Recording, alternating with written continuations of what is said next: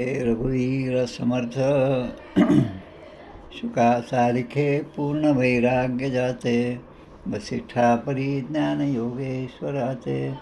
कवी वाल्मिका सारिखा मान्य ऐसा, नमस्कार माझा सद्गुरू रामदासा. श्रीराम. मला वाटते अंतरी त्वा वसावे, तुझ्या दासबोधासी त्वा बोध व्हावे. अपत्या परिपाववी प्रेमग्रासा, महाराज या सद्गुरू रामदासा. जय जय रघुवीर समर्थ. श्रीराम जय राम. शांताकारं भुजगशयनं पद्मनाभं सुरेशं, विश्वाधारं गगनसदृशं मेघवर्णं शुभांगं, लक्ष्मीकान्तं कमलनयनं योगिभिर्ध्यानगम्यं. वन्दे विष्णुं भवभयहरं सर्वलोकैकनाथं, यं ब्रह्मा वरुणेन्द्र रुद्रमरुतस्तुन्वन्ति दिव्यैस्तवै. वेदैः साङ्गपदक्रमोपनिषदैर्गायन्ति यं सामगाः, ध्यानावस्थिततद्गतेन मनसा पश्यन्ति यं योगिनो. यस्यान्तं न विदुःसुरासुरगणा, देवाय तस्मै नमः. सर्वोपनिषदो गावो दोग्धा गोपालनन्दनः, पार्थो वत्स सुधीर्भोक्ता दुग्धं गीतामृतं महत्. गोपाल कृष्ण भगवान की जय. जय जय रघुवीर समर्थ. श्रीराम जय राम जय जय राम. श्रीराम. आज चैत्र शुद्ध द्वादशी शके 1948.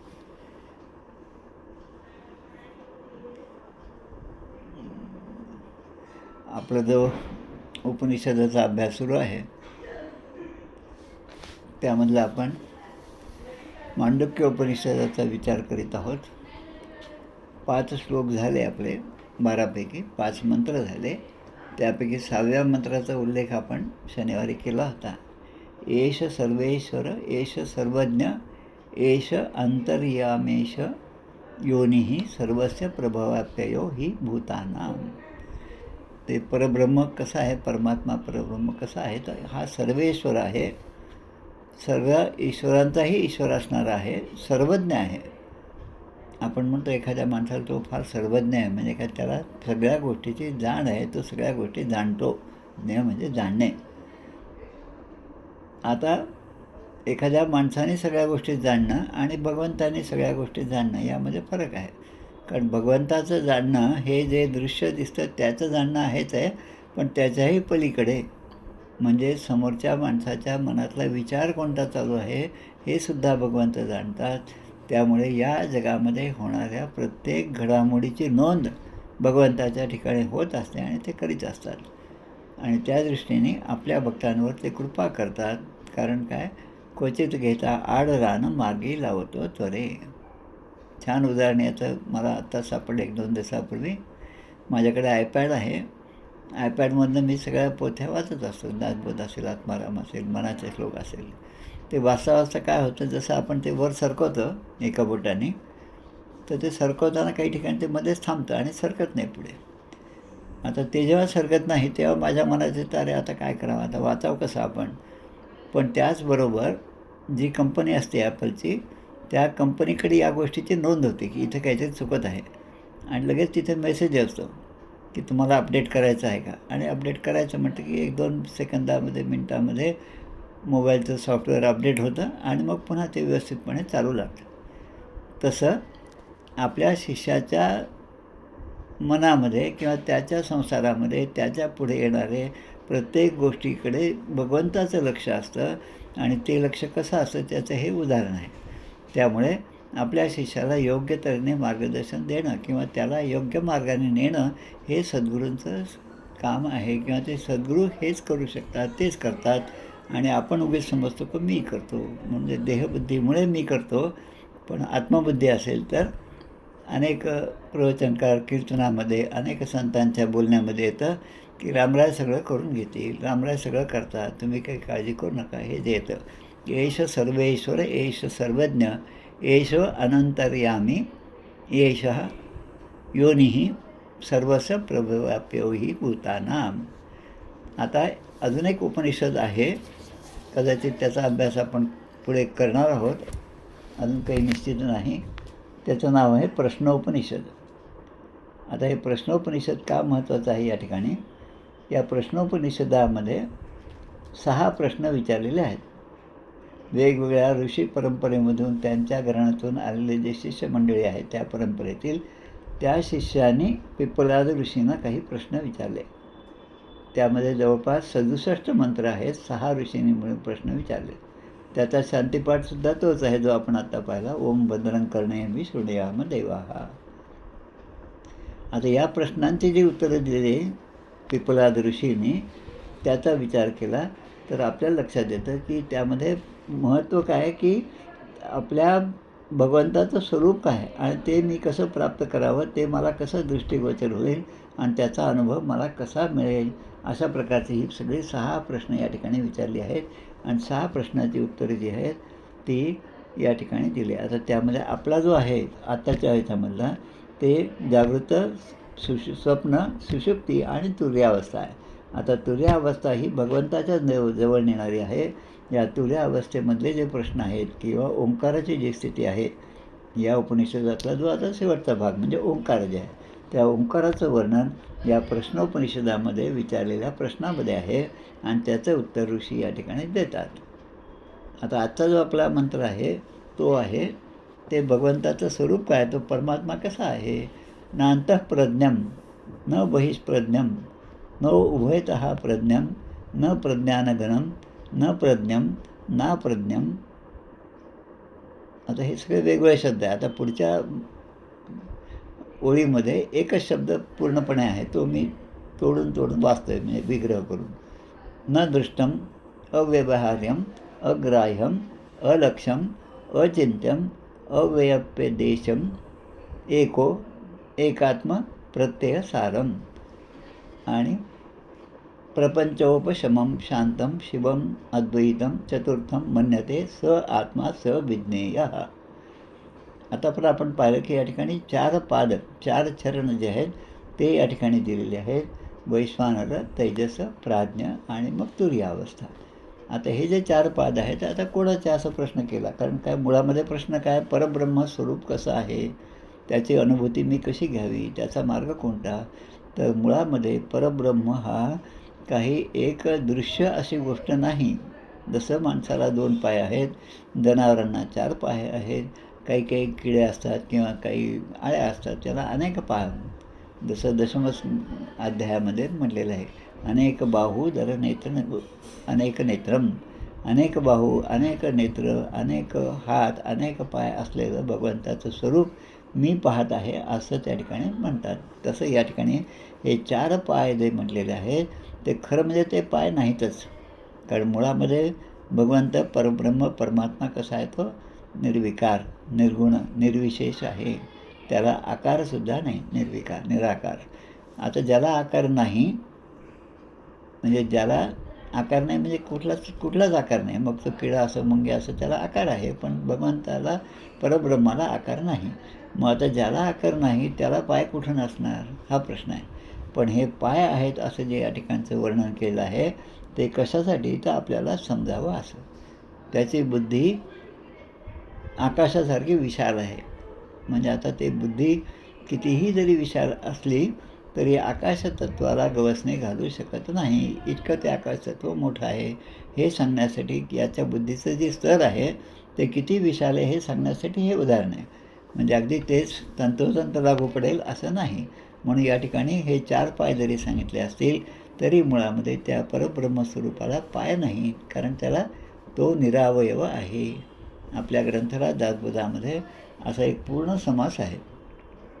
तो समास आपण या आजच्या 7व्या 8व्या मंत्राच्या दृष्टीने तो आपण पाहूया. आता त्याचा विचार केला तर हा समास आहे 9व्या दशकामधला पहिला समास. दशक 9वा गुणरूप आणि 9-1 म्हणजे समास आहे आशंका. यामध्ये काही 23-24 ओव्या आहेत. निराकार म्हणजे काय, निराधार म्हणजे काय, निर्विकल्प म्हणजे काय, मज निरोप आहे. पहिल्या ओळीमध्ये प्रश्न विचारलेत आणि दुसऱ्या वेळीमध्ये उत्तर दिले. निराकार म्हणजे आकार नाही, निराधार म्हणजे आधार नाही, निर्विकल्प म्हणजे कल्पना नाही, परब्रह्मासी, परब्रह्माचं लक्षण जे आहे ते या ठिकाणी सांगितलेले आहेत. आता परब्रह्म निराकार आहे म्हणावं तर त्याला आकार नाही, तरी त्याला म्हणून त्याला निराकार म्हणतो. त्याला कोणाचा आधार आहे का? तो निराधार आहे, त्याला कोणाचाच आधार नाही. आधार म्हणजे जे असल्याशिवाय ती वस्तू त्या ठिकाणी उपस्थित राहू शकत नाही. खाली जमीन आहे म्हणून मी जमिनीवर उभा आहे, माझा आधार ही जमीन आहे.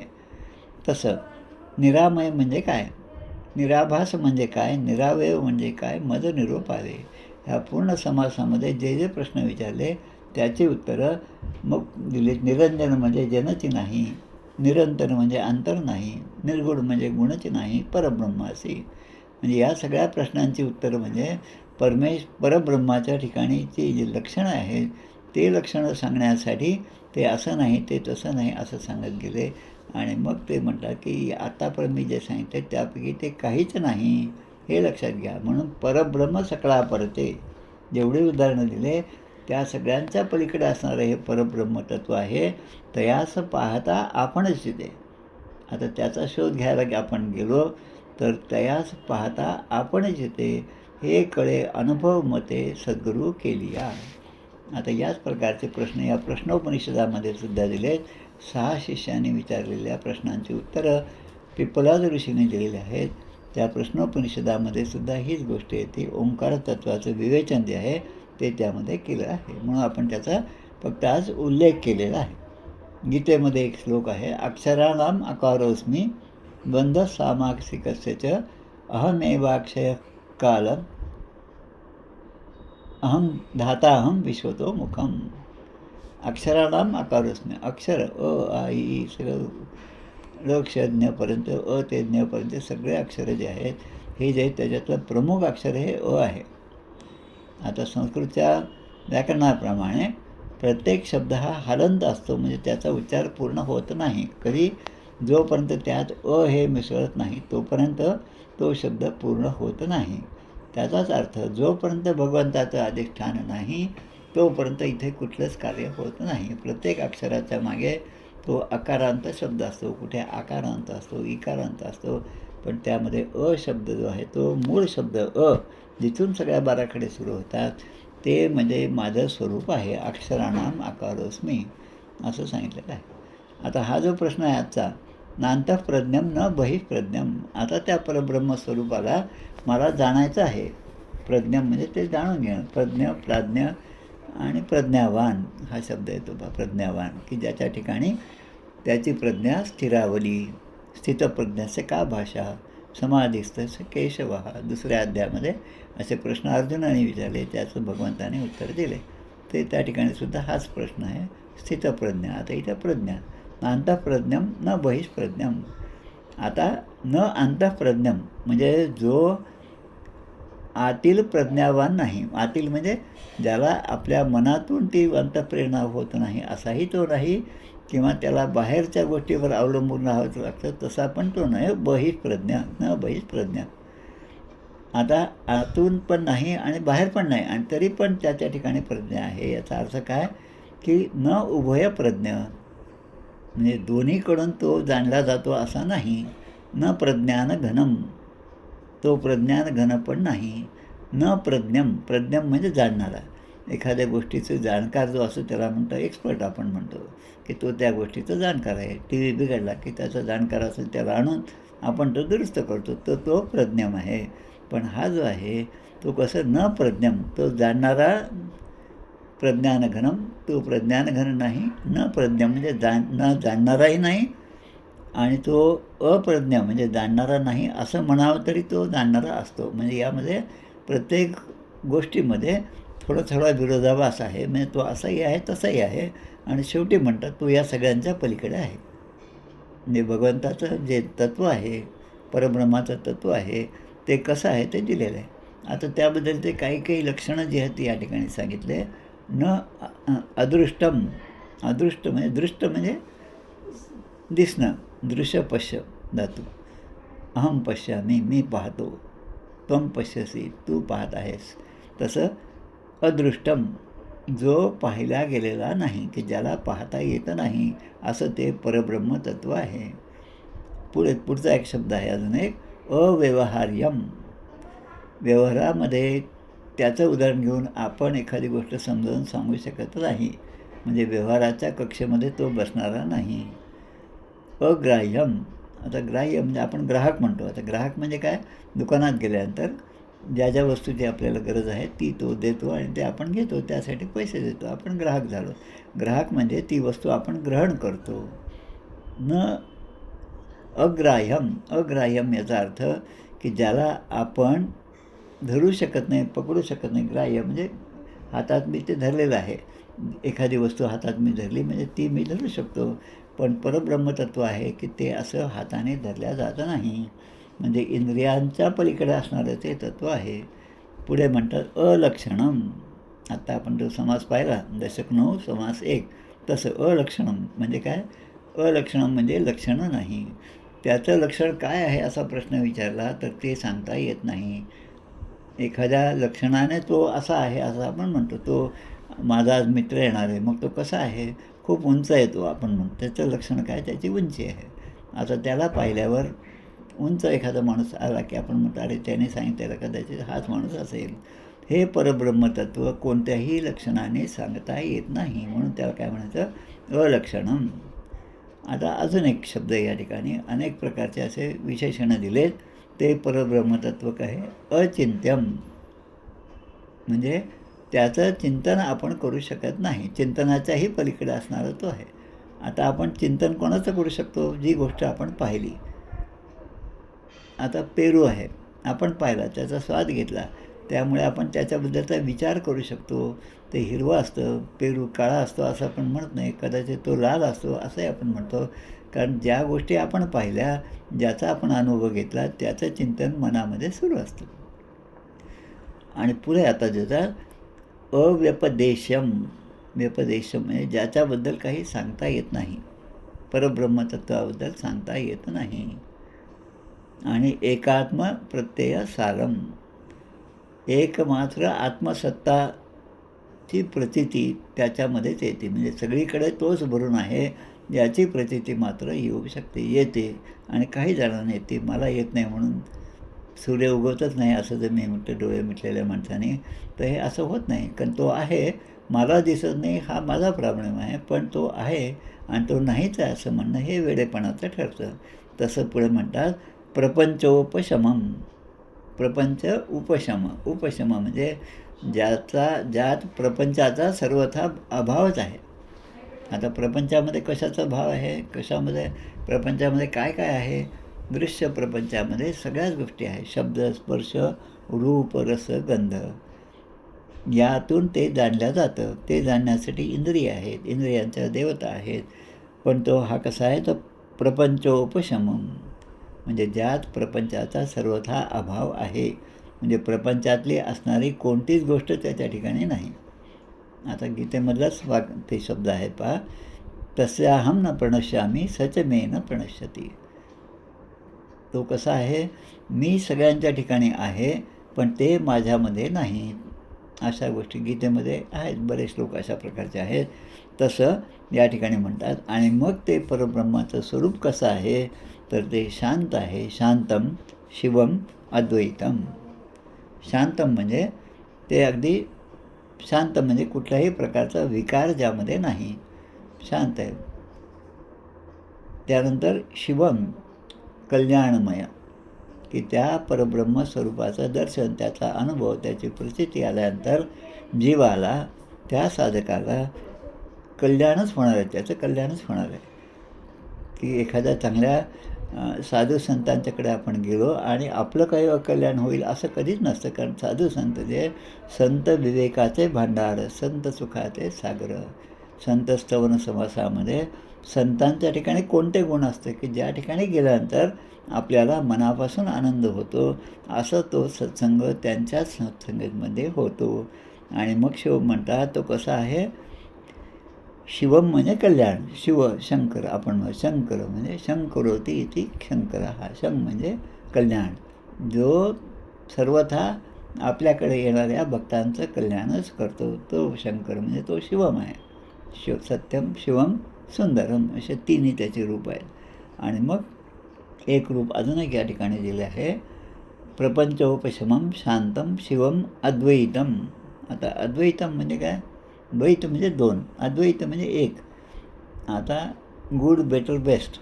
गुड म्हणजे जे आहे त्याच्यामधला चांगला, बेटर म्हणजे याच्यापेक्षा तो चांगला, आणि बेस्ट म्हटलं की जेवढे आपल्याकडे आहेत त्यामधला सगळ्यात चांगला.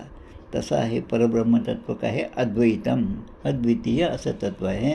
अद्वितीय म्हणजे सेकंड टू नन इंग्लिशमध्ये म्हणतात, सेकंड टू नन, की आता त्याच्यापेक्षा अजून चांगलं काहीच नाही. म्हणजे तो सेकंड होईल आणि मी पहिला होईल असं शक्यताच नाही, कारण ते सर्वश्रेष्ठ असं परमतत्व आहे असं या ठिकाणी सांगितलेलं आहे. आणि मग शेवटी काय म्हणतात? शिवम अद्वैतम चतुर्थम मन्यन्ते स आत्मा स विज्ञेय. आता हे जे शेवटचे शब्द आहेत चतुर्थम, म्हणजे आता जे या श्लोकामध्ये 7व्या मंत्रामध्ये जे सांगितलं ते परब्रह्म परमात्म्याचं चौथं चरण आहे. तो कसा आहे ते सांगताना आधीचे 3 चरण सांगितलं, आता 4थं चरण सांगत आहेत. आता मन्यन्ते याचा अर्थ काय? जे ब्रह्मज्ञानी आहेत, जे ब्रह्माला जाणतात, ज्यांना ब्रह्मज्ञान झालेलं आहे, जे या लौकिकाच्या कुठल्याच बंधनामध्ये अडकलेले नाहीत, पण जे केव्हाही उच्च स्तरावर असतात, या शब्द, स्पर्श, रूप, रस, गंध यांचा कुठलाही परिणाम त्यांच्या चित्तावर होत नाही, असे जे आहेत ब्रह्मज्ञानी, जे आहेत, ज्यांनी ब्रह्माचा साक्षात्कार केला आहे, ते सर्व मान्य करतात. मान्य करतात म्हणजे काय? चतुर्थम मन्यन्ते स आत्मा स विज्ञेय. काय मान्य करतात ते? की स हा आत्मा, तोच हा परमात्मा आहे असं ते म्हणतात. स विज्ञेय, विज्ञेय म्हणजे विद म्हणजे जाणणे, विज्ञेय म्हणजे जाणून घेण्याची जी गोष्ट आहे त्याला विज्ञेय म्हणतात. तोच परब्रह्म आहे जो आपण जाणून घेतला पाहिजे. आणि आपला जन्म जो आहे तो तेवढ्यासाठीच आहे. जन्म आल्याचे फळं काही करावे सफळ, ऐसे न करिता निर्फळ भूमिभार होय. परब्रह्माच्या स्वरूपाचं ज्ञान होणं, त्यासाठी आवश्यक ती काय म्हणते साधनसामुग्री मी जोडणं, आणि त्यामध्ये आनंद जो आहे तो आनंद जगामधल्या कुठल्याच गोष्टीमध्ये नाही अशी धारणा माझी होणं. कारण ते परब्रह्मतत्व कसं आहे? अद्वितीय आहे. त्याच्याशिवाय दुसरं काहीच नाही. या जगामध्ये जे काही आहे ते सगळं तोच आहे. तर असं जे आहे, ज्याची धारणा अशी झालेली आहे, तो खरा आत्मा आहे. तो खरा जाणून घेण्यासारखं ते एक तत्व आहे असं या ठिकाणी सांगितलं. आता याचा विचार जर केला आपण, श्रीमद भागवतामध्ये देवर्षी नारदाने आपलं पूर्वचरित्र सांगितलेलं आहे. नारद म्हणतात, मी एका दासीचा पुत्र होतो. माझी आई कुठेतरी भांडे घासत होती. आम्ही एका गावामध्ये राहत होतो. तिथे काही साधू संत आले, चातुर्मासासाठी आले, आणि ते असताना त्या ठिकाणी आई कामाला जायची आणि तिच्याबरोबर मी जात होतो. त्या साधू संतांचा सत्संग होत होता, आणि तो सत्संग असताना, तर मला तर काहीच समजत नाही असं नारद म्हणतात. ते काय वयाने खूप लहान होते, 4, 5, 7 वर्षाचे असतील. त्यांना काही जाणीव नाही, पण ते त्या ठिकाणी ऐकत होते. जे ऐकत होते लक्ष देऊन ऐकत होते. भगवान श्रीकृष्ण, भगवंत, त्याच्यानंतर कन्हैया, हे सगळे शब्द आणि त्याच्या लीला ते ऐकत होते. आणि त्यांना असं वाटत होतं की मला ह्या कृष्णाची भेट घेतली पाहिजे. आता ही कृष्ण कोण आहे? तो कुठे मला भेटेल? त्याच्यासाठी मी काय करावं? असे अनेक प्रश्न त्याच्या मनामध्ये होते. आता त्या छोट्या बालकाच्या मनामध्ये असलेले प्रश्न, ते जे प्रवचनकार होते, जे साधू संत आलेली मंडळी होती, त्यांच्या ते लक्षात आल्यामुळे त्यांनी त्याला, मागे बसलेला हा जो मुलगा आहे त्याला समोर बसवलं, कारण याच्यामध्ये काहीतरी प्रज्ञा जागृत झाली हे त्यांच्या लक्षात आलं. आणि मग त्याचं जे पुढचं म्हणजे मला सांगण्याचा हा अर्थ आहे की पुढे आता काही दिवसानंतर हे सगळे मंडळी निघून गेली. आता आईच्यासाठी, आईची सेवा करण्यासाठी तू राहा असं त्याने सांगितलं. पण एके दिवशी त्या आईचा पाय सापावर पडला, आणि गाईचं दूध काढण्यासाठी आई गेलेली असताना सापावर पाय पडला, आणि तो साप चावल्यामुळे आई त्याची मृत्यू झाली. आता ही जी गोष्ट आहे, आपण विचार केला असता तर सगळं दुःख आहे. पण यामध्ये नारदाने विचार केला की माझी उन्नती व्हावी, मी या परमार्थ मार्गामध्ये अग्रेसर व्हावं, म्हणून भगवंतांनी माझ्यावर कृपा केली. म्हणजे प्रसंग असो भलतेचा, परंतु नाम सोडू नये. ते नाम सोपे रे रामकृष्ण गोविंद, वाचेसी सद्गत जपा आधी. अशा विचाराने नारदाने जी परिस्थिती आहे त्यामध्ये सुद्धा चांगला अर्थ काढला. असंच आपण करत गेलो तर आपली साधना चांगल्या तऱ्हेने चांगल्या मार्गाला सुद्धा लागणार आहे आणि तिच्यामध्ये आपली प्रगती पण होणार आहे. आता हे 7व्या मंत्रामध्ये हे सगळं सांगितलेलं आहे. ज्याच्यामध्ये आपण उल्लेख प्रश्नोपनिषदाचा सुद्धा केला. आता निर्गुण, निराकार, निर्विशेष, आत्ता जे सांगितलं दशक 9 समास 1 त्याचा उल्लेख करायचा. आणि निर्गुण, निराकार, निर्विशेष आहे हे पूर्ण ब्रह्म परमात्मा तत्व म्हणजे हे 4थं चरणाचं सांगितलं. आता हे 4थं चरण की ज्याचे ज्ञान आपल्याला बाहेरून घेता येतं नाही, त्याचे ज्ञान आपल्याला आतूनसुद्धा होत नाही. आता बाहेरनं घेता येत नाही, आतूनसुद्धा होत नाही. याचा अर्थ फक्त आपण अनुभवच घेतला पाहिजे. आता बाहेरून आणि आतूनही ज्ञान होऊ शकत नाही, पण तो आणि दुसरीकडे म्हणतात तो ज्ञानस्वरूप नाही, म्हणजे ज्ञानाने त्याची प्राप्ती होईल असा नाही. मग कशाने होईल? भक्तीनेच होईल. कर्म, उपासना, ज्ञानगंभीर, ज्याच्या मनन मात्रे आत्मा गोचर. 3 मार्ग दिले: कर्म, उपासना आणि ज्ञानमार्ग. कर्ममार्ग आहे त्याच्यातले दोष पण समर्थाने आपल्याला सांगितले. ज्ञानमार्ग आहे त्याच्यातलाही दोष सांगितला. आणि उपासना मार्ग आहे त्यामध्ये सुद्धा दोष आहेत. लक्षात घ्या. तिन्हीचे दोष कसे असतात हे जर मला सांगायचं असेल किंवा एखाद्या 100 पेपर मला जर तपासायचे असतील तर मुलाने जी प्रश्नाची उत्तरं दिली ती उत्तरं आधी मला माहीत पाहिजे. म्हणजे जर मला आधी ज्ञान असेल तर मी दुसऱ्याचं चूक आहे का बरोबर आहे हे मी सांगू शकतो. तसं या ठिकाणी म्हणतात की तो ज्ञानाने जाणण्यासारखा नाही आणि जाणण्यासारखा नाही असं म्हटलं तरी तो जाणला जातो. अशी पण उदाहरणं आहेत आणि ती पण उदाहरणं आहेत. म्हणजे दोन्ही गोष्टी त्याच्यासाठी लागू पडतात. आपल्यासारखं नाही. तो दिसत नाही आणि तो दिसत नसला तरी तो आहेच आहे. हे कसं की ती दोरी दिसते, ती दोरी आहे हे एकदा जाणलं की तिचे साप दिसत नाही, पण दोरीच्या ठिकाणी साप आहे असा भ्रम झाला की मग ती दोरी असूनसुद्धा आपण भ्रमाने तिला सापच म्हणतो. आणि मग हे असं अज्ञान दूर झालं आणि त्या ज्ञानाचा उदय झाला. म्हणजे मग जे खरं स्वरूप आहे परब्रह्माचं ते आपल्यासमोर दृष्टीगोचर होतं. आता त्याला व्यवहारातसुद्धा आणता येत नाही, जो पाहिला पण जात नाही. आणि आपल्या सद्गुरू समासामध्ये आहे पहा, मायेच्या बळे करी नस्तवन, ऐसे वांछित होते मन, माया झाली लज्जायमान काय करू. त्या परब्रह्मस्वरूपाचं सद्गुरू हे परब्रह्मस्वरूप आहे. त्यांचं वर्णन करू म्हटलं तर त्या शब्दाने त्यांचं वर्णन करू शकत नाही, मी करू शकत नाही.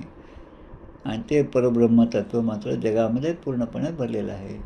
आता माझे सद्गुरू जगामध्ये पूर्णपणे भरलेले आहेत ही जाणीव त्या शिष्याच्या ठिकाणी होणं फार महत्त्वाचं आहे. कारण हे जर झालं नाही तर मग त्याची प्रगतीच होणार नाही. कारण तो त्यांच्या गुरूंना त्या मूर्तीमध्येच पाहतो, त्यांच्या त्या सगुण रूपामध्ये पाहतो आणि ते गेल्यानंतर त्यांच्या समाधी रूपामध्ये पाहतो आणि त्यांच्या विचारांमध्येच तो मग्न असतो.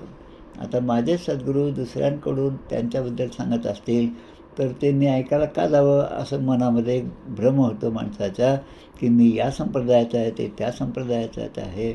म्हणून रुची नाम वैचित्र्यात नाना रुजुकोटील नृणाम एको गम्य हा त्वमसी पयसाम अर्णव इव. शिवमहिम्न स्तोत्रामध्ये विवेकानंदांनी ज्या श्लोकाचा उल्लेख केला आहे की नद्या वेगवेगळ्या असल्या तरी त्या अंती एकाच सागराला जाऊन मिळतात. सद्गुरू वेगळे असले तरी ते अंतिम सत्यापर्यंतच नेतात आणि त्यामुळे ते जरी वेगळे असले तरी त्याच्यातलं तत्त्व जे आहे ते तत्त्व जाणायला तुम्ही शिका. आणि हे तत्त्व जाणण्यासाठी अशा सगळ्या ग्रंथांचा, उपनिषदांचा, ग्रंथांचा अभ्यास आणि वाचन आणि त्यापासून आपण धडे घेत गेलो की मग ते काय आहे हे सहजपणे आपल्या लक्षात येतं. आता इथं म्हणतात त्याला त्याचं चिंतनसुद्धा करता येतं. बरं त्याच्याबद्दल सांगतासुद्धा येत नाही. आता सांगता म्हणजे कसं, मी जर सांगितलं की असं असं आहे आणि ही गोष्ट आहे ती अशी असते तशी असते सगळं समजावून सांगितलं. आता ती गोष्ट दिसल्यानंतर मी समजावून सांगितलेलं आपल्या लक्षात असेल तर मग त्याचं पडताळणी आपण करून पाहतो आणि मग नाही बा आपल्याला जे सांगितलं ते हे नाही असा आपल्या एकदा निश्चय झाला की मग त्यामध्ये ती गोष्ट नाही हे निश्चय होतो. मग आपण दुसरी गोष्ट पाहू लागतो. पण तसं नाही. पण सद्गुरू तत्त्व कसं आहे ते सांगतात आणि ते सर्वतः शांत, कल्याणमय आणि अद्वितीय आहे. ते परब्रह्म तत्त्व. आता अजून काही गोष्टी या ठिकाणी सांगितल्या आहे. कार्य आणि कारण. या जगताचं कार्य आणि जगताचं कारण. आता कार्य म्हणजे हे जग आहे. जसा कार्य आणि कारण. जसा तो कुंभार आहे. कुंभार आहे कारण आहे, माती आहे, म्हणून तो त्यापासून घट निर्माण करतो. ते त्याचं कार्य आहे. आता कार्य आणि कारण हे दोन्ही आहेत. माती पण आहे तिच्यासमोर, त्याने बनवलेले ते घटसुद्धा आहेत आणि तो कुंभारसुद्धा आहे. आता कुंभार नसता तर ते घट बनले नसते आणि घट बनले नसते तर ती माती म्हणून तशीच राहिली असते.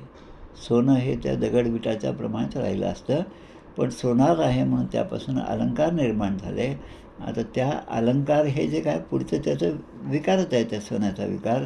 आता प्रत्येक विकारामध्ये माणसाने किती अडकावं आणि किती अडकू नये हे ज्याचं त्यांनी या सगळ्या आपल्या अभ्यासाने लक्षात घ्यावं. त्यापासून बरंच काही शिकण्यासारखं आहे. कारण या जगताच्या अंतर्यामी तोच आहे आणि अधिष्ठातासुद्धा तोच आहे. त्याच्या अधिष्ठानावरच हे जग आहे. सर्व शक्तिमानसुद्धा तोच आहे. आता दोन गोष्टी या ठिकाणी. सर्व शक्तिमान तो आहे आणि शक्तीने रहित पण आहे. आता हे दोन्ही कसं होईल याच्यासाठी खूप मोठा विचार करावा लागतो, तेव्हा आपल्याही लक्षात येतं. आता जो सर्वशक्तिमान आहे भगवान श्रीकृष्णाचा दशमस्कंदामधल्या लीला ज्या आहेत त्या लक्षात घ्या. सर्वशक्तिमान आहे. अगदी 5व्या-7व्या वर्षी एका करंगळीवर 7 दिवस गोवर्धन पर्वत धारण करणारा तो भगवान श्रीकृष्ण. म्हणजे त्याच्यामध्ये तो किती शक्तिसंपन्न आहे, सर्वशक्तिमान आहे. आणि दुसरीकडे शक्तीने रहित पण आहे. आता शक्तीने रहित असल्याचं उदाहरण काय आहे? आईने त्या छोट्या बाळाला मांडीवर घेऊन आई बसलेली आहे, आतमध्ये दूध उकळत आहे. त्याची जाणीव झाल्याबरोबर ती या छोट्या बाळाला खाली ठेवलं आणि छोट्या बाळाला खाली ठेवलं म्हणून त्या बाळाला, त्या भगवान कृष्णाला राग आला. आई आतमध्ये गेलेली आहे. आता ते छोटं मूल उठतं आणि तिच्या असणारं दगड घेऊन जे काही त्या दह्या-दुधाच्या हंड्या होत्या त्या सगळ्या फोडून टाकल्या. म्हणजे आईने माझ्याकडे लक्ष न देता त्या दुधाकडे, नाशवंत पदार्थाकडे लक्ष दिलं आणि त्यामुळे भगवंतानी हे सगळ्याचा नाश केला. आता हे जे आहे, कारण तो शक्तिमान आहे एकीकडे म्हटलं, पण एकीकडे शक्ती पण त्याच्यामध्ये नाही. मग आई त्याला काहीतरी दंड देण्यासाठी काठी घेऊन येते, मग काही दोरी आणते, दोऱ्याने त्याला बांधायचा प्रयत्न करते. एवढी मोठी शक्ती असतानासुद्धा तो बांधला गेला. याचा अर्थ भगवंताच्या, संतांच्या चरित्रामधल्या अनेक गोष्टी या लीला म्हणून त्याच्याकडे आपण पाहिला पाहिजे. त्यांना हे सुचलं नाही का, त्यांना असं कसं वाटलं, त्याने हे का नाही केलं, असं जे आपण म्हणतो ते आपल्या स्तरावर आहे.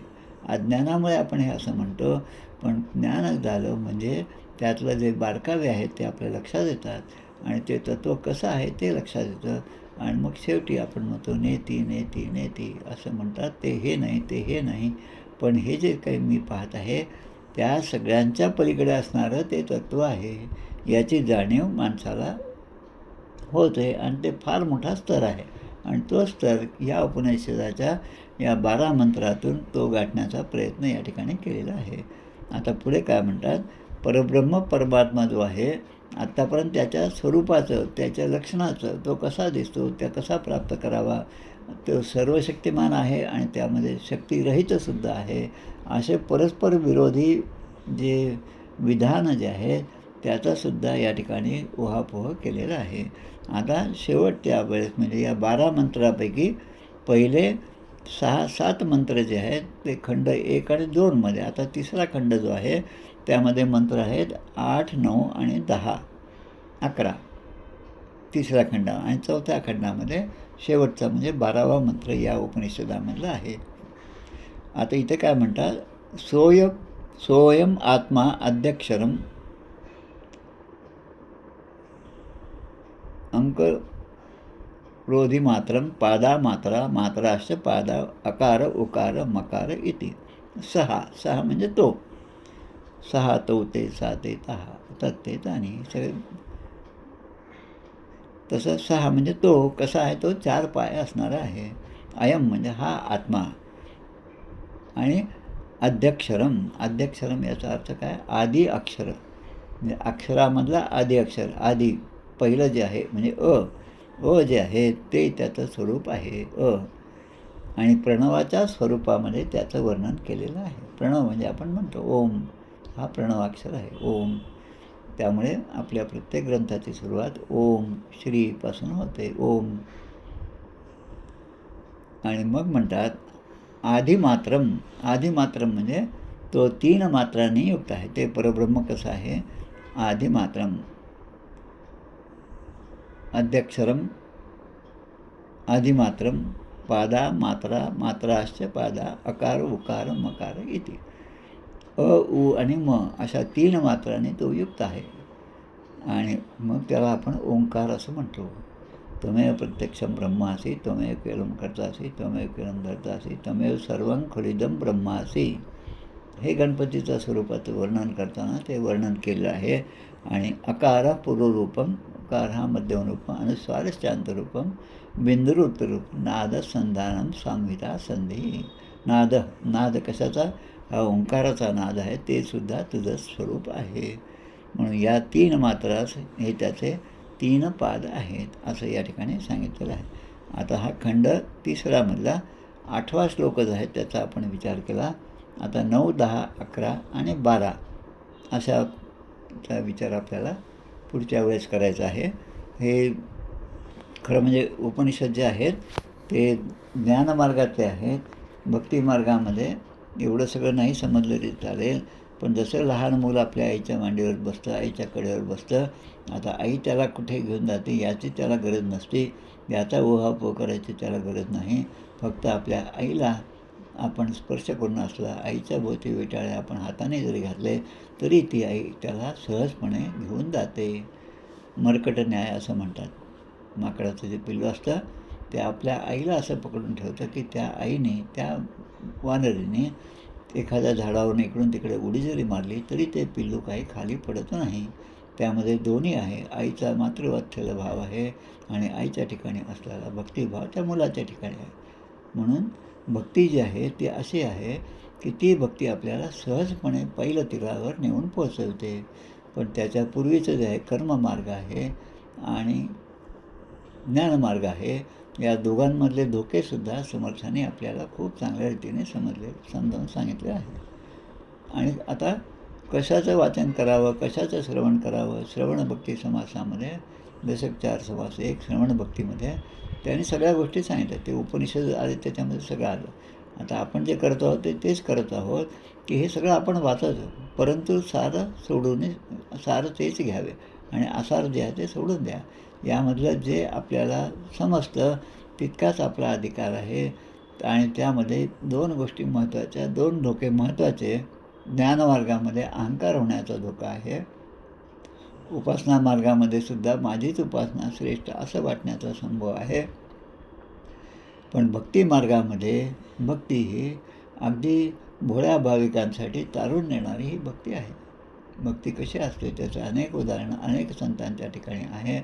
आमचे आरण भेंडी पंढरपूरच्या जवळ असणाऱ्या सावतामाळीचे आहेत, त्यांचं चरित्र पहा. ते कधीही पंढरपूरला गेले नाहीत, पण जेव्हा पंढरपूरचा पांडुरंग त्या ठिकाणी दिसेनासा झाला तेव्हा भक्त मंडळी त्याच्या शोधार्थ जेव्हा आली तेव्हा यांच्या शेतामध्ये पांडुरंग या सावतामाळ्यांना दर्शन देण्यासाठी आलेला होता. म्हणजे भक्ती जी आहे ती परमेश्वराला बांधून ठेवते. आणि अहम भक्त पराधीन असं भगवंताने म्हटलं आहे. मी माझ्या भक्तांसाठी पराधीन आहे, त्याच्या बाहेर मी काही जाऊ शकत नाही. म्हणून त्या भक्तीचा अवलंब जो आहे आणि तो श्रेष्ठ मार्ग आहे. मना असं देना भक्तिपंथेची जावे तरी श्रीहरी पाविजे तो स्वभावे. आणि इतका सोपा हा भक्तिमार्ग असेल त्या भक्तिमार्गामध्ये आपण सर्वांनीच असावं. आणि त्या दृष्टीने हे सगळे आपण उपनिषदांचा अभ्यास जो आहे तो त्यासाठीच करत आहोत की या गोष्टी समजल्या पाहिजे.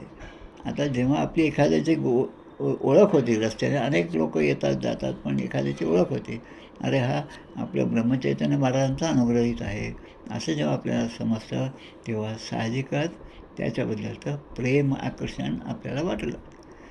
आता त्याची ओळख झाल्यामुळे तो जेव्हा जेव्हा भेटेल तेव्हा त्याच्याशी बोलताना ब्रह्मचैतन्य महाराजांचाच उल्लेख त्या ठिकाणी होत असतो. अन्यथा हजारो माणसं आपल्याला रस्त्यावर दिसतात, पण त्यांची आपली ओळख नसते. म्हणजे ती ओळख झाल्यानंतर सद्गुरू तत्त्वाचा उल्लेख आपल्या बोलण्यामध्ये होतो आणि ते जर आपण ओळख नसेल तर मात्र या प्रपंचाच्याच गप्पा प्रत्येकाशी होत असतात. हा अनुभव घेतल्यानंतर ते आपले सद्गुरू आपल्याला सन्मानाला लावतील. हा भरोसा अगदी 100% आपल्याजवळ असला पाहिजे, तरच आपलं काही या ठिकाणी प्रगती होणार आहे. एवढं सांगून या ठिकाणी आपण थांबूया. 8व्या मंत्राचा आपण या ठिकाणी उल्लेख केला. आता 9, 10, 11, 12 याचा उल्लेख आपण या आठवड्यात शुक्रवार शनिवारी करू. जय जय रघुवीर समर्थ श्रीराम. जय राम.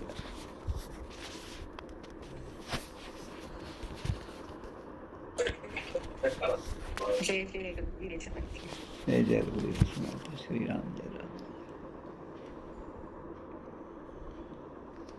नमस्कार काका. नमस्कार नमस्कार. जय श्रीराम.